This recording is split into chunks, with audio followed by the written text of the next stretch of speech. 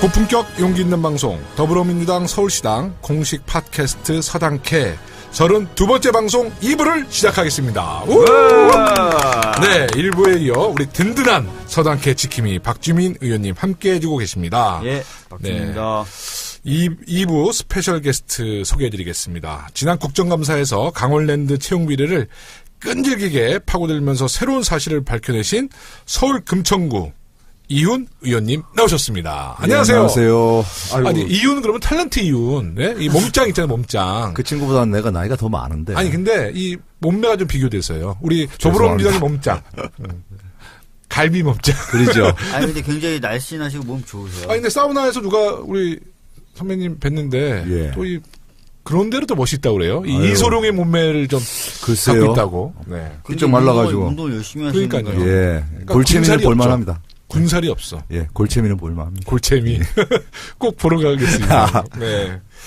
아, 진짜 지난번 총선 얘기를 안 할 수가 없어요. 예. 금천구. 예. 굉장히 주목받던 곳인데, 정치 신인으로서 금천구에서는 그러니까 몇 개월 만에 후보로 등록돼서 당선을 이끌어내신 거죠? 제가 선거운동은 2월에 시작했죠. 4월 선거인데. 네, 2월 시작해서 한 달 만에 경선 치르고 한 달 만에 이제 본선 치른 거. 거기도 국민의당 나왔나요? 나왔죠. 그러니까 3파전에서. 예, 많이 얻었습니다. 국민의당 저희들. 국민의당이 한 몇 표나 가져갔어요? 25%. 그러고 몇 퍼센트로. 제가 아슬아슬하겠어요. 38%. 네. 쉽지 않은 선거였네요. 예. 그래도 2달 준비하고 그 정도 국민의당이 25% 득표를 했는데도 당선되셨다는 거는. 예, 금천구가 호남 인구가 제법 많은 동네 중에 하나고요. 사실은 인구수로 보면 충청이 훨씬 많습니다. 충청이 그러니까 훨씬 많은 게 조금 더 많죠. 호남보다 더 많은데, 호남 사람들의 목소리가 좀 큰 동네입니다. 그리고 그 당시는 이제 국민의당 바람도 불고, 그래서 사실 확인을 할 수 없는데 이중당적, 국민의당과 우리 민주당 이중당적자도 많으시고, 많을 수 있죠. 그다음에 소위 교차 투표라고 해야 되나? 네네. 교차 투표도 많이 저희 지역도 하죠. 많았어요. 예, 많아서 저희 저희 지역 나왔나요? 호남 분들이 많으셔서 아니, 우리 박주민 나오셨는데 전 단일화했죠. 단일화했어요. 근데 이제 비례 쪽은 국민의당을 많이 주시더라고요. 그랬죠. 우리는 그러니까 비례가 훨씬 많습니다. 정당 지지도 1등이 국민의당 우리 동네. 금천이요? 저희도 예. 그랬을 것 같은데요. 2등이 새누리당, 3등이 저희 민주당이었습니다. 그러니까 금천이라는 곳이 아마 제가 볼 때는 이훈 의원님의 또 좀 살아왔던 과정, 예? 이런 것들도 우리 유권자들이 아마 지지를 보내줬던 아주 주요한 원인이 아니었는가. 김대중 정부에서 많은 정치 경력을 쌓지 않으셨어요? 정치 경력까지는 아니고요. 사실은 네. 청와대에 계셨죠? 예, 제가 92년도 입당했죠. 그때 92년도? 예, 92년도 입당했을 때는 국회의원 비서생활하면서 시작을 했다가 사실은 국회에서 정치 시작했어요? 고 실제 정치에 관심을 조금 갖게 된 거는 아마 이제 96년도 김대중 총재 비서생활 하면서 거짓말이야. 또 대학 때 학생 운동했을 때 다 그때는 정치에 관심 있으니까 하는 거지. 그때는 정치에 관심은 없었어요. 그때는. 예, 네. 관심 없었고 진짜 관심이 조금 생긴 거는 그래요? 96년도 김대중 총재 비서하면서부터였고요. 92년도 당은 이제 국회에서 활동했기 때문에 이제 당은 들어왔는데 그 당시만 해도 제가 운동을 막 하다 넘어온 상태였어요. 소위 이제 현장에서 운동하다 들어온 상태여서. 그러니까 운동이라는 것도 이제 학생 운동, 민주화 운동. 이제 그때 노동 운동만 이제 운동하다 들어와서 제가 후배들, 선배들한테 연락도 안 하고 살았습니다. 창피해서. 네. 그 당시만 하더라도 밥 먹고 살려고 국회 들어온 입장이어서. 네. 이 보수야당에서 밥 먹고 사는 게 되게 창피했어요. 네. 그랬다가 총재 비서하면서 좀 생각이 조금씩 달라졌어요. 네. 조금씩 달라져서 제도권 정치도 좀 우리 사회를 좀 어쨌든 좀 좋게 만드는데 필요한 부분이 있겠구나. 수단으로서. 네네. 그래서 그때부터 관심을 조금 갖게 됐어요. 국민의 정부에서는 어떤 역할을 하셨죠? 국민의 정부 처음에는 김대중 총재 연설문 쓰는 게. 맞아. 그거는 기사도 많이 나왔어. 연설문 쓰는 게 제 일이었고요. 네. 요즘 연설문으로 유명한 우리 강원국. 네. 그 양반은 제가 가르쳤다고 하면 그 양반 싫어할 거고.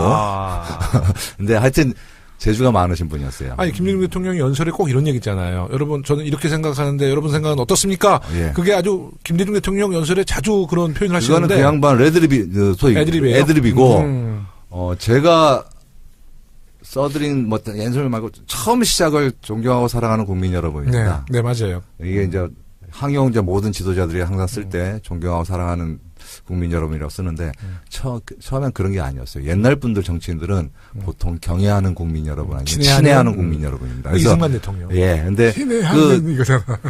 경애가 네. 경애를 제가 푸른 거예요. 앞에는 존경이고 뒤에는 사랑하는으로 풀어가지고 그다음부터 존경하고 사랑하는 국민 여러분 시작했는데 그거를 우리 이윤 의원님께서 그러니까 그 전에는 존경하고 사랑하는 국민 여러분을 본 적이 별로 없습니다. 그렇죠. 요새 정치인들 주로 다 존경하고 사랑하는 국민 여러분이죠.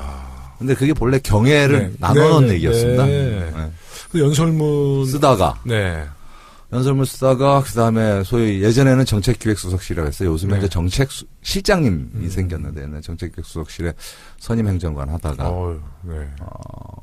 비서실장실 비서관 하다가 국정상황실장 하다가 국정상황실장 하셨어요? 국정상황실장도 하셨어요. 그때 저 나이 어렸어요. 37에 국정상황실장 했으니까. 야 대단한 경륜을 갖고 계시네요.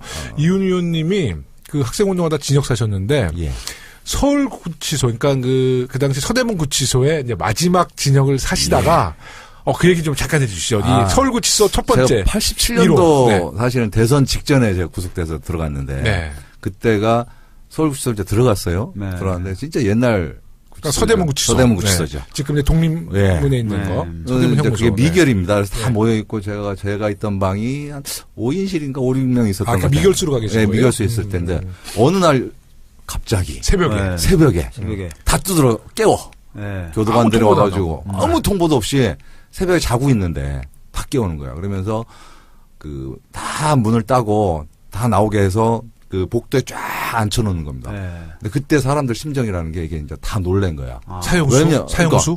사형시킬까봐? 아니 왜냐면 사형수가 아니니까.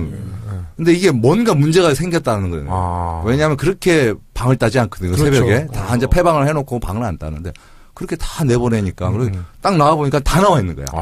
머리 다 쳐박고 쫙 앉아 있는 거예요. 그러면서 한 사람씩 다 버스를 태웁니다.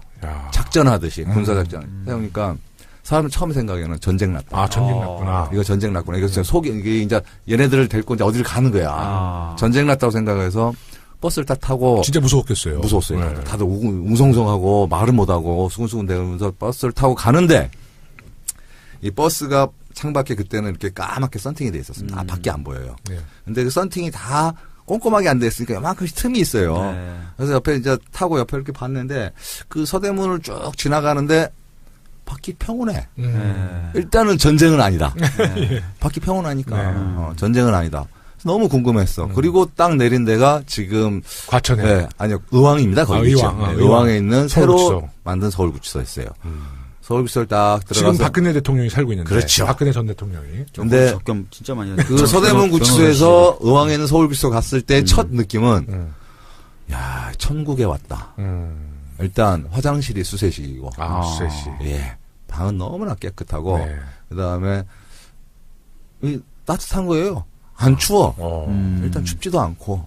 너무너무 좋아요. 스팀이 있는 거죠, 스팀? 지금은 스팀 들어오는데 그때 처음에는 스팀이 안 들어왔습니다. 스팀이 안 들어왔고 뭐라 그러죠? 이게 온도를 잘 차단해가지고 이게 소위 홍kop방이라고 합니다. 여러 사람들 들어가 있는 방에 들어가면 사람 체온만 가지고도 충분히 따뜻합니다. 이게 다 런닝 바람으로. 난닝구. 예, 런닝 바람으로 겨울을 날 수 있을 정도.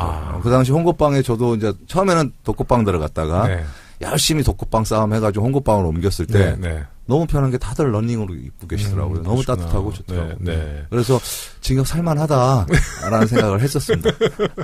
그래서 제가 얼마 전에 이 이야기를 들었는데 정말 좀 인상적이었어요. 섬뜩했습니다. 섬찟하셨겠더라고.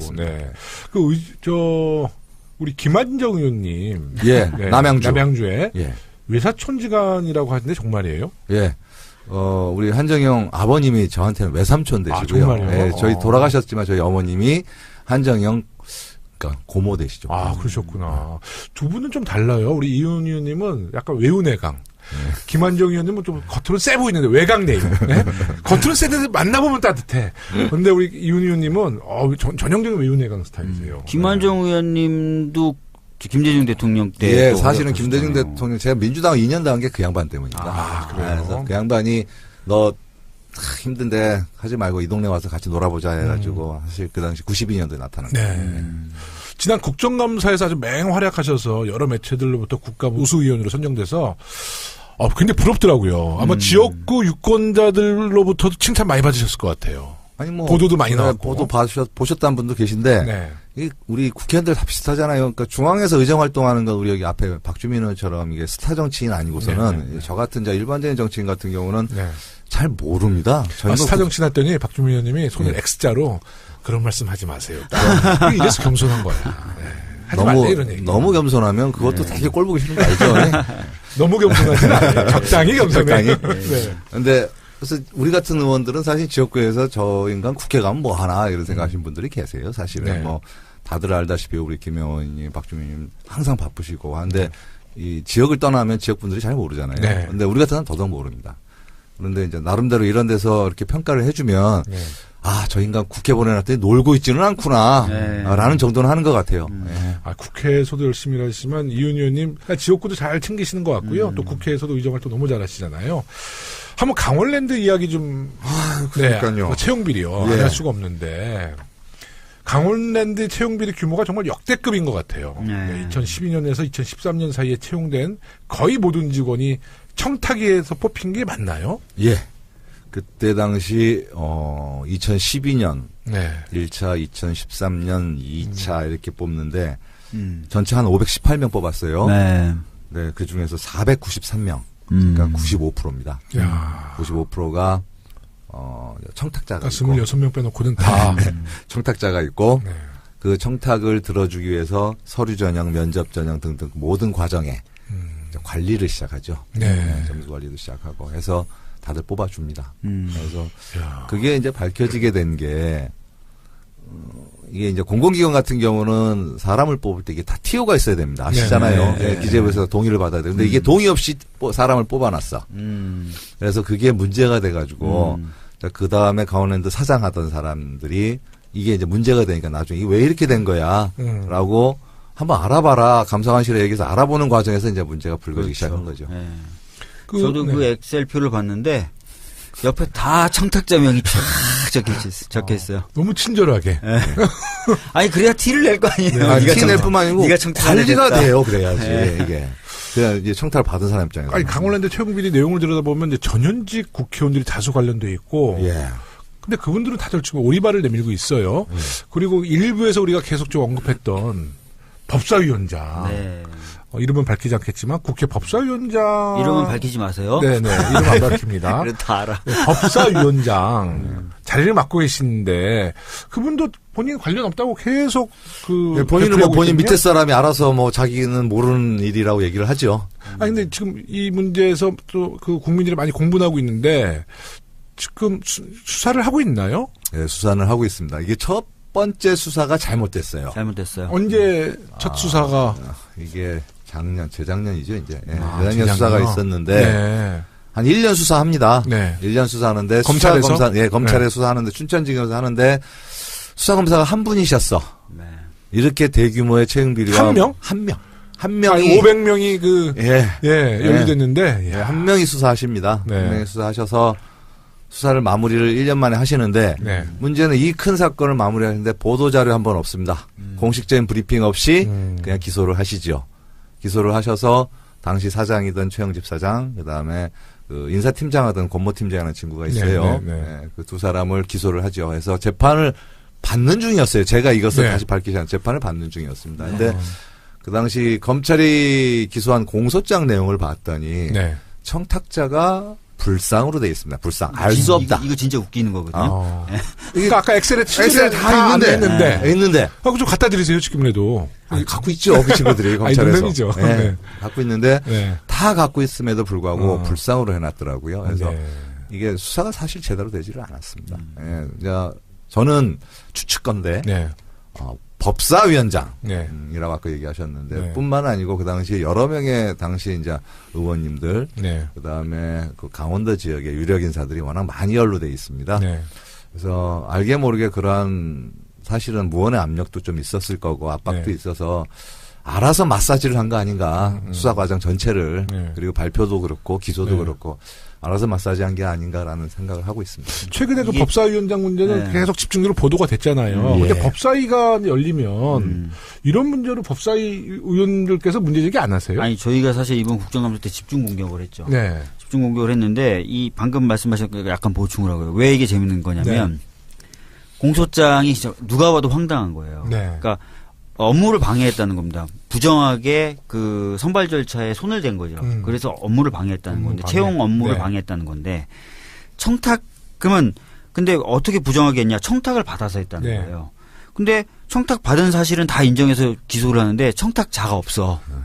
그러니까 청탁자가 없어요. 의뢰인이 없는 거지. 청탁자가 없는데 청탁은 받았다고 받고 확인하면서 업무 그래서 방해야. 업무를 방해했다는 거예요. 아, 그러니까 이게 모순이네 진짜. 이거 말도 안 되는 네. 거거든요. 그래서 이런 식으로 수사를 했는데 그래서 저희들이 굉장히 강력하게 문제제기를 계속했고 네, 네. 그 방금 얘기하셨던 수사검사 하나가 했다. 이것도 부실이다. 이렇게 네. 공격을 했었고 그 당시 춘천지검장이 지금 여전히 지검장을 해요. 딴 현재도요? 곳에서 네, 네, 네. 그 지검장에게 제가 이제 제보자한테 들은 얘기를 했어요. 근데 어떻게 했냐면 정식 질의를 한 게 아니라 밥 먹으러 가면서 네. 국정감사 중간에 네, 타임에 네, 밥 네. 먹으러 가면서 이런 얘기 쓱 했더니 그 당시 춘천지검장이 이러는 거야. 아유, 춘천지검에서 거기 강원랜드 있는 데까지 차로 가면 1시간 반입니다. 그래서 그런 소문이 들리겠습니까? 이렇게 얘기한 거예요. 그래서 제가 네. 어떻게 했겠어요? 제가 빡이 돌았죠. 네. 오후 시작하자마자 그 얘기를 제가 꺼낸 거예요. 네, 네. 그래서 그 지검장한테? 아니 지검장이 그럼 배척해 있었어요? 예, 네, 당연히 네, 배척하죠. 네, 네. 검사장이니까. 근데 그 상위 감독이 네, 네. 서울고등검찰청장이에요. 네, 네, 네. 고등검찰청장에게 그런 얘기했어요. 요즘에 검찰은 차로 1시간 반, 2시간 떨어져서 수사를 못하냐. 네. 근데 고등검찰청장이 깜짝 놀라서 네. 그게 말이 되냐. 네, 네, 네. 근데 그렇게 얘기하는 사람이 있다. 네. 이때부터 이제 표정이 싹 죽어가는 그러겠죠, 거죠. 그 그러겠죠. 사람은. 네. 그래서 쭉 얘기하면서 그러면 관할구역 다 바꿔라 막 한 다음에 그 사람이 그렇게 얘기하더라. 이렇게 얘기해서 한번 망신을 톡톡히 준 적이 있죠. 잘하셨어요. 그래서 지금 검찰 수사는 지금은 제대로 하고 있나요? 지금 그래서 최용집은 최영집은 이제 구속이 됐고요. 네. 다시 이제 구속됐죠. 재판 중에 다시 구속이 됐고 네, 하는 건데 청탁한 사람에 대한 수사가 이루어져야 될 것 네, 같아요. 청탁자 수사가 쉽지는 않을 것 같아요. 왜 쉽지가 않죠? 그러니까 일단은 명단에 있는 청탁자들 사실은 불러서 조사하는 거는 좀 반드시 해야 될 거라 봅니다. 네, 그러니까요. 네, 해야 될 거라 보고 한데 최영집 사장이 자기 명의로 자기가 청탁했다는 게 제일 많습니다. 네. 근데 최영집 사장이 얘기했는데 최영집 사장한테 이걸 부탁한 사람들 명단이 안 나요. 그건 최영집 사장이 얘기를 해야 돼. 맞아요. 진술이 없구나. 진수인데 지금도 제가 듣기로는 최영집 사장이 아직도 잘 버티고 계신 것 같아요. 아직까지요? 아직까지 잘 버티고 있습니다. 버티고 있고 우리 아까 법사위원장님 같은 경우는 어쨌든 비서관선에서 잘 님자 일단 빼고요. 법사위원장. 네. 그러니까 그 법사위원장의 경우에는 말씀하신 대로 보좌관과 비서관들이 자기네들이 그냥 한 거다. 한 거라고 계속 버티고 얘기를 하고 있어요. 있어요. 현재 흔히 그러고 말하는 총대를 매는구나. 네, 총대 매고 있습니다. 총대매기. 예, 총대 매고 있고요. 그래서 일단은 수사가 해봐야 알겠지만 일단 간단치는 않습니다. 근데 총대를 매도 이제 검찰이 강한 의지가 있으면 주로 총대 매다가 다 근데 총대 제가 이게 법조인이 내려놓는데. 아니어서 잘 모르는데 법조 출신이 저한테 그 얘기를 하더라고요. 이게 취업을 청탁할 때 네. 보통 금품을 주고 이래가지고 나중에 이제 금품 수수해서 이렇게 하면은 이제 이게 처벌받고 이런 게 있는데 금품이 오가지 않으면 예전에 처벌하기 되게 어려웠던 과정이 있더라고요. 아, 그래요? 예, 근데 그렇지 않습니다. 업무방해 업무방해형으로 이제 형이라고 저한테 이렇게 합니다. 그게 세지 않은 거예요. 처벌 규정이 세지 처벌 않고. 규정은 세지 않아요. 그러니까 처벌세. 금품을 제공하지 않으면 업무방해죄로 예. 청탁에 대한 어떤 근데 채용 업무는 공정하고 적정하게 이루어져야 되잖아요. 네네. 그걸 방해했다는 그런데 거지. 채용 업무가 공정하고 적정하게 이루어지지 못했으니 업무를 방해한 거예요. 네, 그러니까 네, 그게 사실 양형이나 처벌이 되게 약합니다. 약하다. 네, 근데 제가 듣기로 대법원 판례에 이 금품이 오가지 않더라도 네. 이게 뇌물수수로 이걸 재판해서 그걸 대법원 판례로 남겨놓은 게 있더라고요. 네네네. 그러니까 사실은 돈 1,000만 원, 돈 500만 원 주는 것보다 네. 취업시키면 그 사람은 앞으로 가져갈 연봉으로 따지면 그렇죠. 훨씬 많은 돈을 준 거거든요. 사실 엄격히 보면. 보면. 그래가지고 그거를 뇌물수수로 처벌한 판례가 있다고 제가 판례가 들었는데 있어요. 그걸 우리 박주민님 그래도 법조 출신인데 한번 좀 찾아봐 주세요. 네, 한번 뭐 좀 찾아보겠는데 제가 알기로는 못 본 것 같은데 한번 찾아보겠습니다. 예, 근데 그런 판례가 있다고 제가 들었어요. 그건 있어요. 그 예전에 그 노동운동 하실 때 보면 위장 취업 하시잖아요. 예. 네. 그것도 업무방해예요. 아. 공정한 채용 절차를 자기 신분과 그걸 학력을 감추고, 속임으로써 네, 방해했다는 거죠. 방해했다는 네. 거예요. 근데 대학생이 고등학생이라고 속이잖아요, 보통. 네네. 고졸이라고 속이잖아요. 네네. 그것도 업무 방해가 돼요. 그렇네요. 고졸이 대학생이라고 속이는 게 아니고요. 네. 대학생이 대학생이 고졸이라고 고졸. 속여도 업무 방해가 돼요. 하여튼 분명 업무 방해가 되는 거라서 조사하고 이러면 됩니다. 고등학생이 대학생으로 속일 때는 사기죄가 되나? 그것도 업무 방해인데요. 업무 방해입니다. 네, 그것도 업무 업무 방해인데 방해돼요. 반대 케이스는 왠지 더 좋은 사람이 학력이 더 네네, 높은 사람이 네네. 들어오니까 좋은 사람은 아니고 학력이 네. 더 높은 사람이 들어오니까 뭔가 좀 괜찮을 것 같다고 생각하지만 네. 그거 역시도 업무 방해입니다. 2008년도에도 강원랜드 예. 채용 청탁이, 그러니까 MB 정부 때죠. 네. 그런 의혹도 제기되고 있는데요. 예. 네. 2008년도 거는 이미 국감이 끝난 상태에서 네. 사실은 그 제보가 왔어요. 아, 다시 우리 제보가. 제보가 네네. 왔는데 저희 이제 강원랜드 사건을 다뤄가는 거 보고 네. 이제 저희 방에 이제 제보를 해서 제가 바로 이제 보좌관 내려보내서 확인했어요. 했더니 네. 신빙성 높은 정도가 아니고 이것도 마찬가지예요. 인사권 내부에서 작성한 자료를 갖고 계시더라고. 그러니까 강원랜드가 이제 MB 정부 때부터 그런 관행을 만들어 왔군요. 예, 네, 2008년도에도 200명 정도 됩니다. 200명. 예, 대량 채용은 이제 200명 다 부정 청탁하고 200명 정도를 한꺼번에 채용을 하는데 네네. 그때는 한 50% 정도. 그러니까 이제 부당한 채용 청탁 때문에 이제 청탁 없이 지원했던 그냥 많은 청년들이 탈락하는 사태가 벌어졌잖아요. 예, 그러면 그래서 이 청년들의 마음이 정말 아니, 제가 허탈할 것 어디서 같아요. 글을 하나 읽었는데, 면접이나 필기에서 한번 떨어질 때마다 마음속에 절망이 하나씩 쌓인다고. 그럼요. 네. 예, 이런 친구들이 아직도 많은데. 참여연대에서 예. 이때 시험을 응시했는데 떨어진 분들을 모아서 소송을 제기해요. 예, 저도 네. 봤습니다. 아. 그 소식을 들었는데 꼭 그 소송에 성과가 있길 저도 기원하고 네. 있고 응원하고 있습니다. 네. 근데 제가 진짜 황당한 얘기를 많이 들었어요. 내부 고발자 강원랜드 분이 한번 만나자 그래서 만나서 네, 얘기를 네, 네. 박봉계 의원님하고 같이 들었는데 강원랜드도 채용 비리도 채용 비리인데 그거 말고도 비리가 굉장히 많더라고요. 예, 비리가 많은 것 중에 하나가 강원랜드가 여러 가지 사업들을 해요. 이게 강원랜드가 잘 나가는 공기업입니다. 워낙 또 우리나라 유일한 소위 내국인 카지노가 있어서 내국인 카지노가 있는 동네여서 돈을 앉아서 쓸어 담고 있어요. 근데 네. 이 돈을 사업을 합니다. 여러 가지 네. 사업, 뭐 상동 테마파크 사업, 무슨 사업 하는데 이게 다 부실덩어리야. 이게 다 적자투성이고 사업이 안 되는 사업들을 벌렸고 근데 사업을 한 이유가 있어요. 누군가 그 사업을 하자고 제안서를 낸고 그 제안서 낸 친구들한테 이 사업을 하게 만들었는데 이미 예산은 다 썼고 사업비 다 썼는데 성과가 하나도 없어요. 거기다가 그 뒤에 있는 돈이 도대체 얼마가 어디로 갔는지 아무도 모르고. 거기다가 저 부정청탁해서 채용한 직원들이 뭘 검토하겠어. 그리고 네? 제가 들은 얘기는 뭐 그런 것도 있지만 아주 짜잘한 비리도 많은데요. 모 인사가 오면은 한 끼에 30만 원짜리를 꼭 대접을 한대요. 30만 원짜리 밥은 뭐가 있을까요? 저는 모르겠어요. 그런 걸 꼭 먹고 간대요. 그리고 어떤 인사가 오면 뭐 샥스핀이 꼭 나와야 된다. 이런 얘기까지가 다 듣는데 막 너무 허탈하고 황당한 거예요. 그러니까 실명까지 들으셨다는 건데 실명까지 다 방송에서 들었죠. 말씀을 네. 못하는 거고. 그러니까 이게 강원랜드가 이렇게 뭐 돈이 많은 거 돈이 많은데 이렇게 했던 이유가 이게 폐광. 네. 그러니까 사실은 원래 강원도 지역 발전에 네, 맞습니다. 본래 이제 그 탄광 산업들을 이제 문을 닫게 하면서 지역에 주력이었던 산업이 없어지니까 네. 이 강원랜드를 갖고 시드머니를 만들어서 네. 강원도 산업들을 다시 일으키고 새로운 산업들을 만들어 보라고 사실은 해준 건데 네. 하여튼 돈잔치 했죠. 강원랜드뿐만 아니라 다른 공공기관에 또 그 채용 비리가 많다고 그래요. 이제 우리 문재인 정부에서는 이런 일이 다시는 발생하지 아니 않도록 그래서 철저한 지금 관리가 있어야 될 대통령님이 것 같아요. 전수조사를 지시했거든요. 아, 전수조사? 지금 네. 하고 있습니다. 그래서 나중에 조금 지나면 네. 결과 나올 겁니다. 네. 주제를 좀 바꿔보겠습니다. 우리 이훈 의원님께서 이번에 전기안전법 전부 개정안을 전환법. 전환법 네. 대표 발의하고 이제 상임위에서 통과되었다고 하는데 이 법안이 연말까지 통과되지 않으면 700만 소상공인들이 모두 범법자가 될 수 있는 상황이 발생한다고 하는데 우선 걱정되는 건 법사위에서 어떻게 할 거냐는 거지. 예, 이게 법사위에 넘어가 네? 있습니다. 그러니까 법사위에서 어떻게 할 거냐는 자, 거지. 앞에서 우리 오늘 강호식 법사위 의원님 방송하는 거 살짝 들었는데 네. 역시 법사위가 문제네. 네, 법사위 문제 확실히 많고요. 그러니까 논의하고 있어요?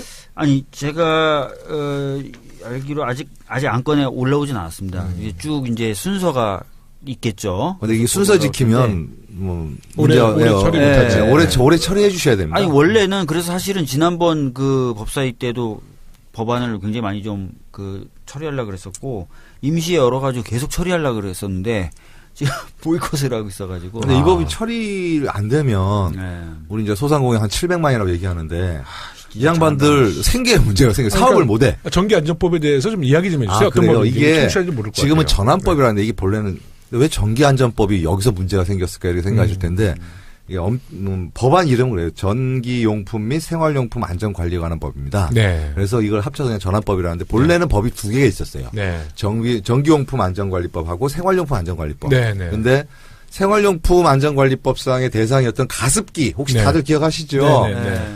가습기가 문제가 되면서 급하게 네. 이런 생활용품의 안전 문제를 해결하려고 네. 네. 모든 생산품 중에서 안전관리 규정이 제일 높은 게 전기용품입니다. 네. 그래서 생활용품을 전기용품 수준에서 안전관리를 하라고 두 법을 합쳐놓은 거예요. 갑자기. 그게 19대 말이었습니다. 네. 합쳐서 그 당시에는 꼼꼼하게 법을 안 보셨어요. 사실은. 네. 네. 그러니까 이게 이제 가습기 사업이 워낙 큰 사건이었고 네. 네. 해놓고 나니까 엉뚱한 데서 문제가 발생했어요. 왜냐하면 여러분들 동대문 가서 옷 많이 사시죠. 네. 네. 근데 동대문은 이게 유행이 빨리빨리 돌아갑니다. 네. 근데 종류가 다른 옷을 만들 때마다 다 가서 KC 마크를 받게 만들었어요. 네. 근데 그게 보통 한 번을 만들면 디자인 하나 나오면 많이 만들어봤자 한 100벌, 200벌 만들어요. 네. 근데 그 100벌, 2벌짜리 한 종류 만들 때마다 매번 가서 이 KC 마크를 받으려고 인증을 신청해야 되고 기간 네. 기다려야 되고 비용을 들여야 됩니다. 네. 근데 이분들이 그 한 벌만 만드는 게 아니고 한 시즌 되면 수백 벌을 그렇죠. 만들어. 수백 벌 만들어야죠. 이 수백 벌 만들어서 다 일일이 따로 네. KC 마크를 받으라는 거예요. 따로 다. 근데 네. 그 소요 비용, 소요 시간 사업을 못 합니다. 네. 근데 그 의류뿐만이 아니고 많은 작은 소품들 만드는 이런 모든 걸 전부 다 이걸 KC 마크를 받게 만들었어. 그래 놓으니까 이분들이 이제 죽겠다고 하신 거죠. 그렇죠. 네, 이건 죽겠다 정말, 하셔서 네. 이 문제뿐만 아니라 요새 뭐 젊은 친구들 많이 하는 구매댕은 네. 아예 이제 수입이 안 되고요. 구매댕 네, 오다가 네. 돼 있고 이거 하면 병행 수입하시는 분들도 있어요. 네. 네. 이게 이제 원래 라이센스를 외국에서 받아서 하시는 분 말고 그러니까 총판 말고. 총판 말고 이제 그냥 본인들이 개인적으로. 사오시는 분들인데 이건 또 다 이중 인증 받게 돼. 똑같은 물건인데 네. 저 사람들 물건과 상관없이 똑같은 물건을 나는 또 따로 인증을 받게 만들어 놓은 거예요. 그러니까 이게 그 인증이라는 게 다 엄청난 비용과 거네. 시간을 들이게 그럼요. 만들어 놓은 거예요. 네. 사업이 안 되게 만들어 놓은 거죠. 그래서 이것들을 시정해달라고 고쳐달라고 네, 소상공인들이 얘기했는데 하여튼 법을 바꾸고 있는데 되게 어려웠습니다. 왜 어렵냐면 네. 각각 분야별로 업종별로 업태별로 다 다릅니다. 다 이거 상황이 다르겠죠. 상황이 다 다르고 네. 문제는 이걸 풀어준다 했을 때 그럼 안전 문제로 소홀히 될 수 있잖아요. 네. 여전히 안전 문제는 또 남아 있고 그래서 그 조정하고 협의해 나가는데 사실 되게 오래 걸렸어요. 네. 그래서 간신히 이제 조정을 끝내가지고 법안은 저희 상임위에서 통과했고. 산업자원위원회는 통과를 시켜놨는데 법사위가 네. 빨리 통과시켜주기. 진짜 저도 이제 이 문제에 대해서 계속해서 지켜보고 있었고 어떻게든 법 개정이 돼야 된다는데 수고하셔가지고 지금 상임위에서 통과가 됐는데 하여튼 최선을 진짜 다하겠습니다. 네. 오늘 와가지고 여러 차례 등에서 땀이 나는데 좀 더 열심히 한번 해보고. 근데 법사위는 그 많은 법안 마지막까지 다 정말 검토하려면 네. 다른 상임위보다는 훨씬 힘들 것 같아요. 그러니까 예를 들어서 소관상임위법도 소관상임위법인데 그러니까요. 타상임위법 거를 다 다루니까. 넘어오면요 네. 정신 없어요. 네.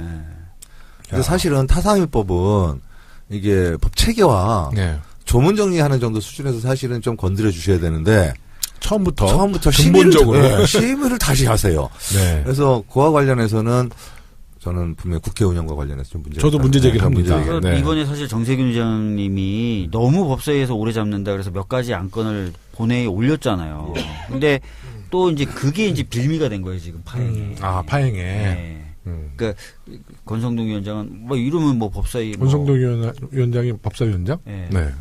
아니 제가 오늘 다른 의원이 한번 봤더니 법안 개정의 취지를 무력화시키는 부칙 조항을 넣어가지고 네. 유보 조항을 넣어가지고 통과시켜 놓은 것도 봤어요. 그러니까 이거는 법안 전체를 흔든 거죠. 예. 법사위가. 그래서 야 그건 좀 문제다. 거기까지 하는 거는 법사위가. 하여튼 20대 국회 이제 오늘이 12월 14일이니까요. 이 전환법 개정안이 이번 임시국회에서 반드시 통과될 수 있도록 이윤 의원님 파이팅. 예, 박주민 의원님 파이팅. 제가 파이팅 할 건 네. 없고요. 우리 박주민 의원님 파이팅을 좀 해주세요. 예, 아니 지금 네. 그래서 뭐 이 부분도 저희들이 좀 비상하게 보고 있어요. 네네. 예. 계속해서 지금 뭐 금태섭 간사님 중심으로 전화하고 좀 회의하자고 하고 요청하고 있거든요. 근데 네. 마지막은 한숨으로 이제 답변을 하셨고요. 네. 정치 현안에 대해서 하나만 더 이야기를 해볼게요. 국민의당 박주원 최고위원이 2008년도 주성영 전 의원이 제기했던 DJ 비자금 의혹 사건의 제보자였던 사실이 알려져 충격을 주고 있습니다. 아마도 2008년 비자금의 의혹을 제기했던 당시에 이현 의원님도 많이 분노하셨을 것 같은데요. 이번 사건, 우선 저는 이 사건 처음 터졌을 때 박지원인가 그러다가 박주선인가 그러다가 보니까 박주원이었어요. 아 거기다가 몇몇 신문은 박주민이라 그래가지고 박주민. 깜짝 어느 놀랐어요. 신문이 그랬어요? 어느 신문이? 오. 야, 천하의 이거 박주민을 아니, 거기다 그런 대다니. 오보가 아니 어딨어. 진짜 많아요. 박주선 의원인데 박주민 의원이라고 할 때도 있고요. 아. 박주현 의원도 계시잖아요. 박주현 의원 계시죠, 국민의당. 박주현 의원인데 박주민 의원이라고. 그건 할 때도 교열에서 있고. 완전 잘, 이거는 그러니까 오보가 아니라 교열에서 교열에서 잘못한 거죠. 문제가 있는 것 교열에서. 같은데. 이윤 의원님. 예. 한번 좀 진짜 황당한 이야기인데. 황당한 게 아니고 혹시 방송에서 쌍욕할 수 있어요? 삐 처리할게요. 그래서 하세요. 저희- 그냥 삐 그 순간에 삐 해드릴게요. 아, 진짜 삐삐. 처음 듣자마자 쌍욕이 네. 나오더라고요. 네. 쌍욕이 나오던데 이 문제 때문에 그 당시 그 김대중 대통령께서 하나도 명예훼손으로 사실은 저희 주성영 의원을 고소했었어요. 네. 고소하셔가지고 그 다음에 아마 검찰에서 문제 없는 걸로 네. 나왔고 당시 주성영 의원님 제 기억으로는 아마 벌금 받으신 걸로 알고 있어요. 아, 벌금? 네, 벌금 받으신 걸로 알고 있는데 보니까 그 당사자라는 거야 이 친구가. 깜짝 놀랐는데 뭐 하던 친구가 봤더니 뭐 어디 대검 무슨 정보기관 수사관. 정보관. 아, 정보관. 네. 본인이 갖고 있던 정보를 이제 빼돌린 건데. 아니, 수사관과 정보관의 차이는 어때요? 뭐 정보관도 수사관이고 수사관도 정보관이고 뭐 그렇게 불리는데요. 네. 이제 그 정보관의 경우에는 이제 좀 더 정보를 많이 얻는다 이렇게 아, 보시면 그러니까 돼요. 정보를 수집하는 예. 사람이구나. 그러니까 사실은 원래 대검은 검찰은 정보 수집 기능은 없었어요. 네. 네. 그러다가 이제 김대중 대통령 때 검찰도 좀 정보 예, 그래서 활동해라. 범정실이 만들었어요. 예, 그래서 정보관이라는 게 생겼는데 원래는 다 수사관들이었죠. 예. 네. 범정실 정보 사실은 뭐 관여도 제가 했었는데 형편없습니다 사실. 아니, 주성영 의원도 검찰 출신이잖아요. 네. 네, 검찰 출신이고 주성영 전 의원이 그러니까 19대는 왜 그 국회의원 선거에서 낙선을 한 건가요? 아니면 공천을 못 글쎄요. 받았나? 제가 뭐 어느 순간부터 사라졌어요, 주성영 예. 전 의원. 네. 저 뭐 기억하고 싶지 않은 의원 중에 하나입니다. 네. 아니, 저도 사실 지금 방송 중에 인터넷 찾아봤어요. 네. 찾아봤더니 이 양반이 18대까지 하셨구나. 대구 동구갑. 지금은 바른정당 소속인데 만약에 국민의당과 바른정당이 통합하면 박주원 최고위원을 또 만나겠네, 둘은. 네. 그렇게 되겠네요. 네, 그렇게 되겠네요. 박주원 의원이 지금 네. 사실은 안철수 계보죠. 대표의 네. 계보 네. 예, 최고위원 그러니까 하고 있잖아요. 안철수 대표의 지명으로 지금 박준 네. 최고위원 하고 계시는 거죠. 그러니까 안철수 대표도 박주원 최고위원이 그러니까 그 대검찰청 그 정보관이었다는 것을 알고 최고위원으로 추천했나요? 설마 그냥 안산시장 출신이라니까. 안산시장 출신. 예, 안산시장 출신이어서. 그래도 최고위원 정도면 어느 정도 간단히 이력 정도는 알고 추천하지 않아요? 이런 근데 건 알겠죠. 그렇다고 범정실 정보관이라는 게 뭐 그렇게 큰 흠은 사실은 아닙니다. 문제는 이제 그렇죠. 행태가 괘씸하고 그래서 그렇죠. 그러니까 박주원 최고위원이 처음에는 자료를 준 적이 없다고 부인하다가 예. 이제는 자료는 줬지만 DJ를 언급하지 않았다고 DJ 측근의 것이라고 했다는 주장을 하고 있는데 과연 또 그 측근이 누구냐는 거죠. 아니, 측근이 이미 이제 박지원 전 대표를 찍은 거랑 똑같습니다. 왜냐하면 본인 설명 어떻게 하냐면 네. 2003년 이 CD가 현대 비자금 사건 당시 CD라고 또 어디 인터뷰에서 말씀을 하셨어요. 박주원 최고가 네, 박지원 최고가 설명하면서. 최근 인터뷰에서 네, 최근 예. 박주원 예, 네. 처음에는 그런 적 없다고 하다가 네. 자, 본인이 도저히 못 밝히니까 이제 이게 그 DJ 측근 얘기해가면서 2003년 현대비자금 CD로 전달한 거라 그 CD를 전달한 거다 얘기하는데 네. 이것도 엉터리인 게 네. 그래도 이때 당시 주성영 전 의원이 들고 흔들었던 자료를 보면 그 CD에 발행일이 나옵니다. 그게 또 하필이면 2006년으로 CD예요. 아, 2006년. 그러니까 이 양반 계속 거짓말만 하고 있는 거야. 네. 계속 거짓말만 하는데 이게 본인은 뭐 빠져나가겠다고 하는데 아마 내일이죠. 네. 국민의당에서 징계위원회를 열린다는데 네. 아마 징계할 겁니다. 아, 징계할 거라고 보세요? 왜냐하면 거짓말을 너무 많이 하셨어.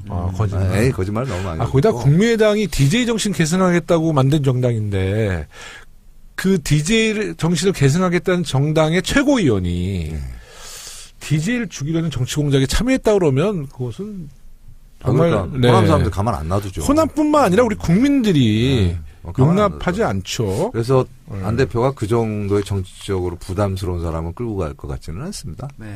아니, 현대 비자금 사건 나왔었는데 이게 아마 이게 박 전 대표 이게 제가 현대 비자금 CD라는 얘기 듣자마자 박 전 대표 얘기하는구나라고 알았어요. 그러니까 이 당시 150억 사건이 있었거든요. 물론 박 전 대표 이것 때문에 오래 고생하셨는데 나중에 대법에서는 무죄가 났어요. 그리고 실제 CD를 현금으로 교환해가지고 그 현금을 보유하고 있던 사람이 전혀 다른 김영환이랑 전혀 다른 사람이었고 이게 네. 이 돈이 박 전 대표한테 왔다 가는 적도 없고 단 한 네. 푼도. 네. 근데 그게 밝혀지면서 사실은 이게 무죄가 났는데 요 부분만 네네, 무죄 났어요. 네네, 네. 무죄가 났었는데 그 CD를 기억하고 있었나 보네 이 양반이.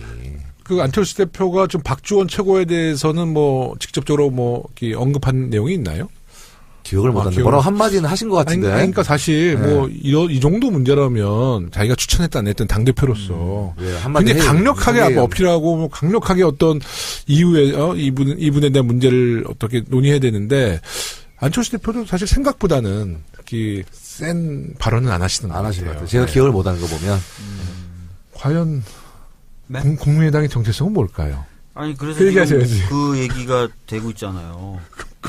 갈라질 것 같다. 뭐 이러면서. 그 국민의당 정체는 아주 분명합니다. 네.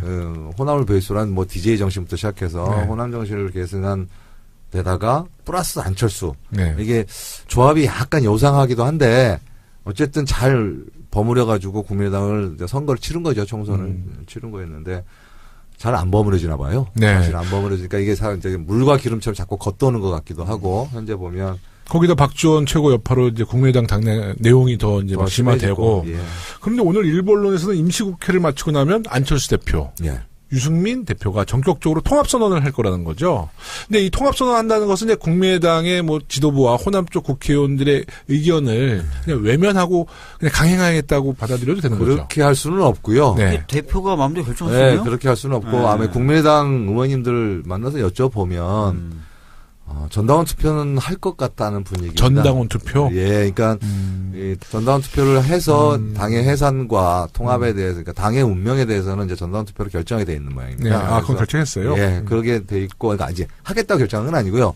전당원 투표를 할 수밖에 없다는 거죠. 근데 예전에 YS 3당 통합할 때, 막 그때 노무현 대통령 막, 문제 제기합니다! 그때도 네. 사실 뭐, 그 거수기 해서 그냥 통과시켜버렸거든요. 저는 그렇게 될까봐. 아마 그럴 뭐 가능성은 없어요? 그냥 아니, 몇 명 모여서. 그 가능성보다는 어떤 분들은 뭐 아주 오래된 얘기지만 혹시 강목전당대 기억나시죠? 용팔이 사건. 연파리 사건. 어. 그때 좀 볼상사나운. 벌상사나. 네, 볼상사나운 전당대회가 가능성이 있다라는 얘기도 하시더라고요. 네. 하시는 분들도 계시고. 그래서 왜 그러냐면, 네. 그럼 뭐, 일부에서 안철수 놔두고 호남분들 그냥 나가면 되는 거 아니야? 뭐 네. 이렇게 얘기하는데, 당 간판은 의외로 중요합니다. 네. 아마 서로 나가라고 싸움할 가능성이 있고요. 비례대표 13분이 계시잖아요. 예, 그러니까 서로 나가라고 싸움하실 분 계시고, 서로 나가다고 하다가, 나가라고 하다가, 너가 나가라 하다가, 합의를 보면, 네. 해산하는 겁니다.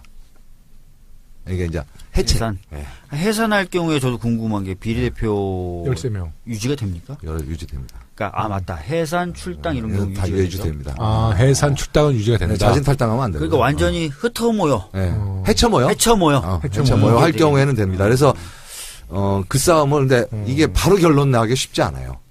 왜냐하면 국민의 이게 정당의 간판, 그다음에 총선을 치른 정당의 간판을 갖는 정치적 무게도 있고요. 아마 돈도 걸려 있을 건데. 돈이 또 걸려있네요, 진짜. 그래서 등등과 관련해서 보면 네. 쉽게 어느 한쪽에서 우리가 나갈게 털고 뭐 탈수 털고는 일어서거나 이렇게 되기는 쉽지 않습니다. 그러면 이제 해산되고 만약에 뭐 출당시켜서 그 13명의 만약에 이제 그런 일이 생긴다면 13명의 비례대표들은 어떻게 되는 거예요? 어디로 가는 거예요? 13명 비례대표들은 본인의 정책 성향에 따라서 흩어지겠죠. 포트피플 돼가지고 막 다니다가 막 우리 당도 쑥 그치러 왔다가 아니, 근데 우리 완전히 개별적으로 움직이지는 않습니다. 의원들이 단체적으로, 네, 조직적으로. 저는 조직이라고 보다는 이게 리더가 있든 없든 간에 어렵게 되면 전망이 잘 안 쓰면 일단은 오갈 데 없는 사람들처럼 이렇게 옹기종기 모여 있습니다. 포트피플. 네. 예, 흩어지지 않습니다. 모여서 근데 생각은 다 제가 조금씩 다른데 다 초선이니까. 예, 조금씩 다르면서 이 눈치 저 눈치 보면서 자, 누가 좀 자기들 걷어준 사람 없나 해서 다니면서 이제 눈치를 보게 되죠. 이게 딱 모여 있습니다. 절대 흩어지지 않아요. 네. 그럴수록 흩어지지 않습니다. 네, 그렇죠. 그러다가 이렇게 뭐 이렇게 물고 터지면 막 막 터져서 몰려가죠. 그냥 네. 물고 터질 때까지 기다린 거예요. 그냥 몰려갑니다, 그때는. 우리 당원분들 그 SNS 상의 당원분들은 국민의당과 통합 문제에 대해서는 굉장히 부정적이더라고요. 네. 지금 이 상태로 가면 통합이 아닌 거잖아요. 그렇죠. 그러니까 해친 다음에 해체되고 몇몇 분들이 타진을 하고 그 중에 뭐 정말 당의 부분적으로 어떤 성향과 목표에 부합하고 뭐 괜찮은 분을 한두 명 정도. 뭐 네, 이렇게 우리 되겠죠, 당 뭐. 지지자들은 아마 그렇게 생각하시고 실제 저 당의 국민의당에서 네. 지금 뭐 호남 뭐 평화개혁 연대하시는 분들이나 이런 분들 제가 볼 때 그런 말씀 네. 안 하시는데 제가 볼 때는 개별 입당은 안 하실 겁니다.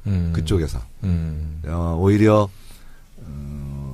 관건은 평화개혁 연대 쪽이 20석을 만드냐 못 만드냐에서 사활을 걸 겁니다. 네. 그래서 원내교섭단체를 만드는 걸 일체 목표로 할 거고요.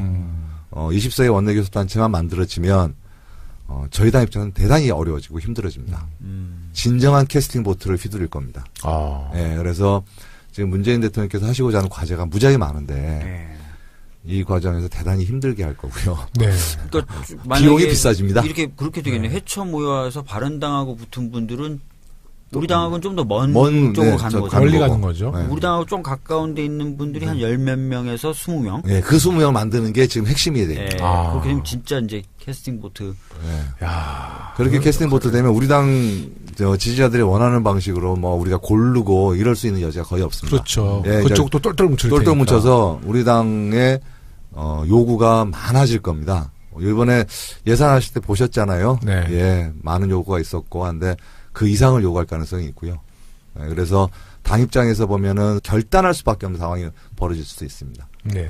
아니 근데 지금 그 시기를 네. 김영호 의원님은 임시회 종료. 그럼 며칠 안 남은 거예요. 그럼요.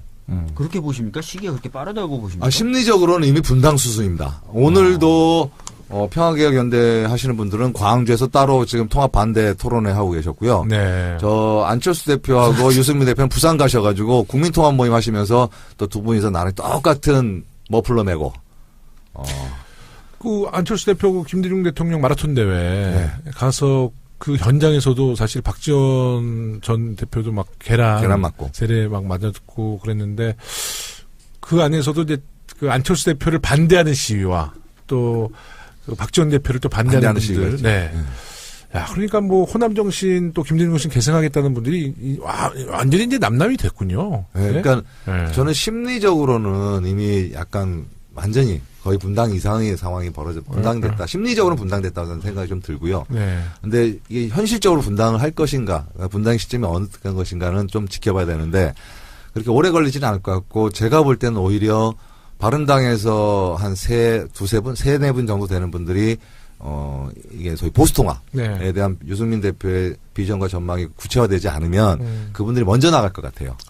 먼저 나가고 그 먼저 나간 타이밍에 안철수 대표가 유승민 대표와의 이제 정치적인 이제 연대의 문제를 이제 고민을 구체적화시킬 거고 지금 현재 토론을 계속 하고 계시거든요. 네. 이 토론을 한 마무리 끝나고 나면 저는 절차를 밟으실 거예요. 형식적 절차를 밟으신 거죠. 근데 당 대표와 지도부가 형식적 절차를 밟겠다고 덤벼들면 막을 재간이 없습니다. 네. 아까 전당원 투표까지 그렇죠. 해서 이제 밟아 나왔고 이제 그 과정에서 문당은 가셔야 될 것 같아요. 그래서면 일부에서 이제 거의 찬성하지 못하는 측이 탈당을 하든 아니면 그 안에서 농성을 하든 이제 뭐 정책 행위들을 계속 해나갈 것 같아요.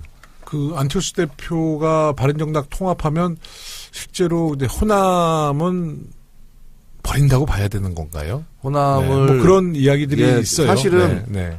본인 어느 정치인이 네. 어느 한 지역을 버린다는 얘기는 함부로 하지 않습니다. 그렇죠. 네, 하지만 지금 호남의 정서는 바른정당과 통합하라는 분위기는 아니잖아요. 예, 근데 본인은 이제 또 가서 한번 본인이 진짜 달걀맞이로 한번 갈 것 같은데. 네, 그러니까 분위기는 굉장히 안 좋아질 것 같죠. 안 좋아지는데 그 호남에서. 와중에서 자기는 본인들의 새로운 보수, 중도 보수, 뭐 중도라고 얘기할 수도 있고요. 새로운 중도 보수, 합리적인 중도 보수, 뭐 따뜻한 중도 보수라는 기치를 내걸고 소위 우리 정치에 있어서의 블루오션을 찾아서 가시고 싶으신 것 같아요. 네. 뭐 유승민 대표도 비슷한 것 같고, 근데 유승민 대표와 안철수 대표가 지금까지 보여준 정치력으로 보면 그 블루오션은 본인들 것은 아닌 것 같은데. 네. 그래서 어쨌든 함에도 불구하고 그 꿈을 버리지 않으신 상황에서는 제가 볼 때는 그 기치를 걸고 호남을 설득하겠다고 나서실만 하다. 그리고 가셔서 계란도 맞고 함에도 불구하고 또 다른 진정성을 보이는 모습을 보일 수도 있다. 정치적으로는. 그러니까 이게 바로 예를 들자면 버리고 완전히 이제 딴 살림 차리고 정치라는 게 그렇게 되지는 않는 것 같더라고요. 아니, 혹자들은 또 이런 평가도 하더라고요. 그 안철수 대표의 이제 앞으로의 향후 행보를 YS의 3당 통합 때 뭐 호랑이 잡기 위해서 호랑이 굴에 들어간다. 그러니까 다시 말해서 바른정당과 통합하고 이후에 또 자유한국당과 보수연합 통합을 한 다음에 그 정당의 대통령 후보로 나온다. 그러니까 YS가 민주진영에 있다가 이제 보수정당의 대선 후보가 되잖아요.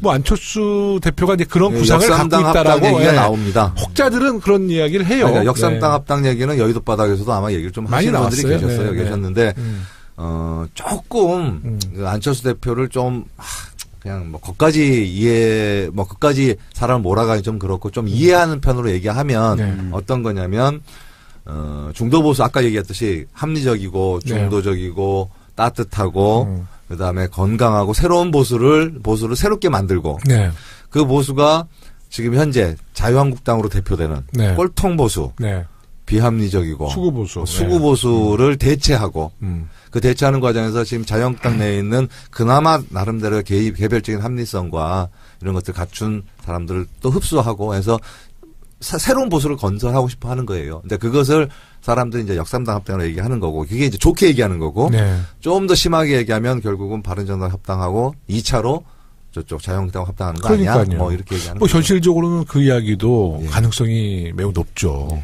그러니까 특히 유승민 의원이 지역구가 대구인데 자유한국당과 통합 없이 다음 총선 뭐 사실 뭐 확신할 수 없잖아요. 또 자유한국당 중진들이 다 지금 대구로 몰려가고 있는 상황이잖아요. 중진들 다 대구 몰려갔고요. 지금 뭐 대구시장 경선 핫할 것 같고 경북지사 경선 핫할 것 같습니다. 부산시장 핫하고. 핫하고.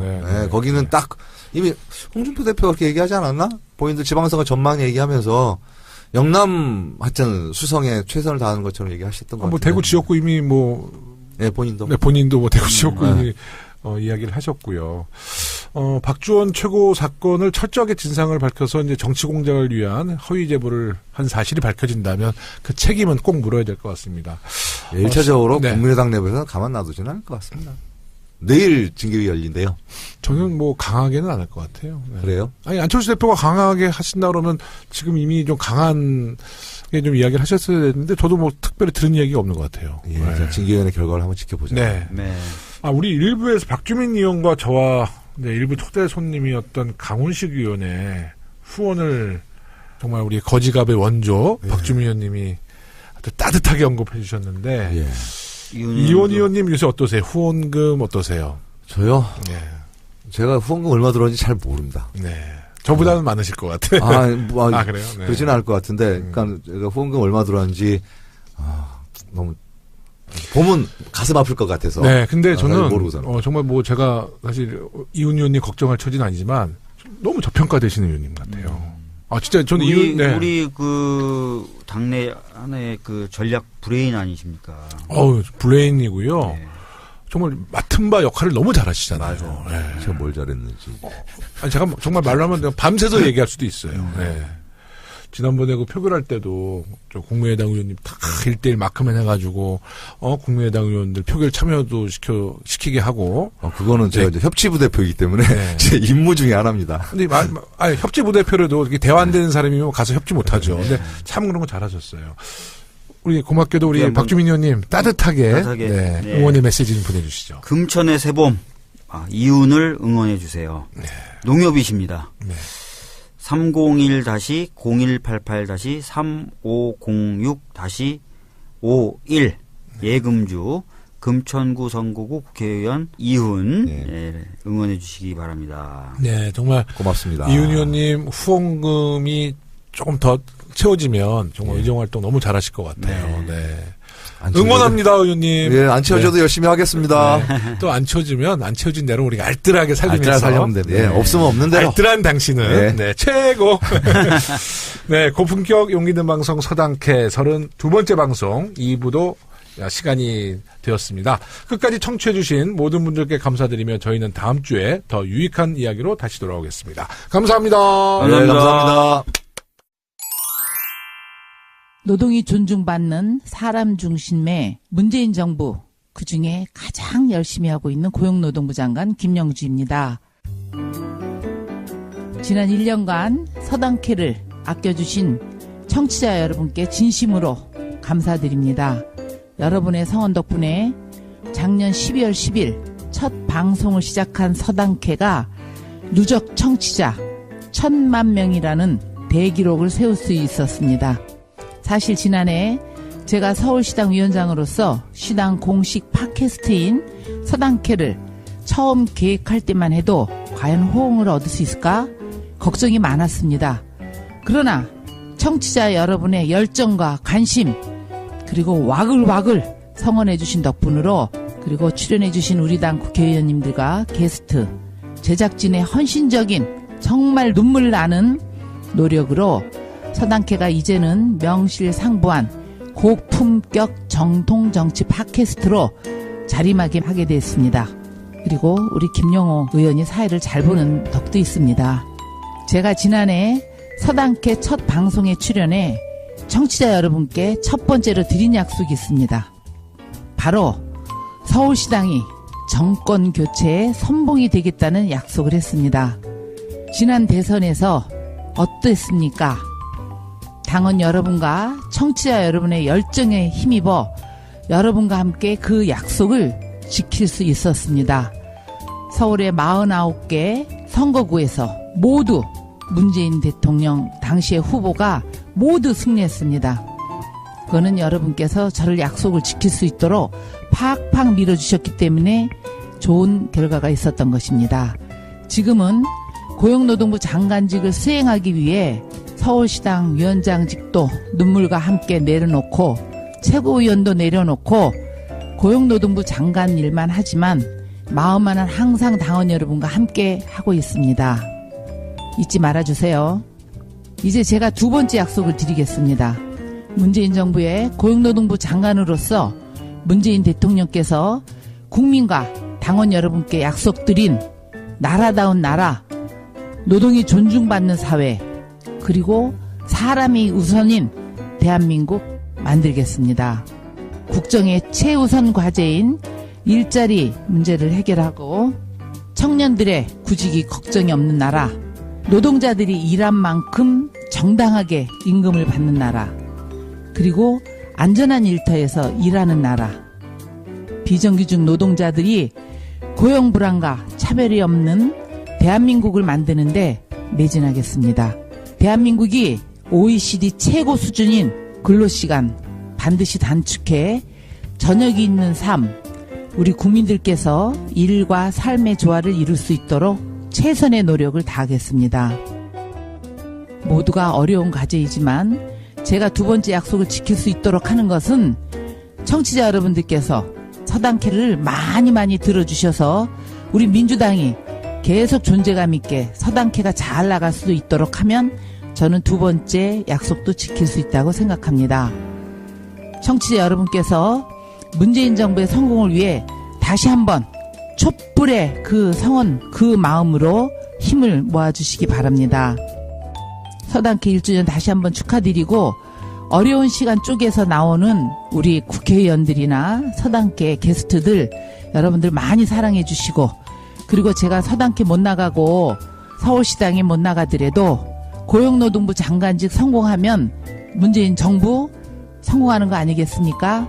존경하는 우리 민주당 당원 여러분들과 서당캐 청취자들 여러분들을 다시 성공한 장관 마치고 서당캐에서 다시 만날 수 있게 되기를 간절히 바랍니다.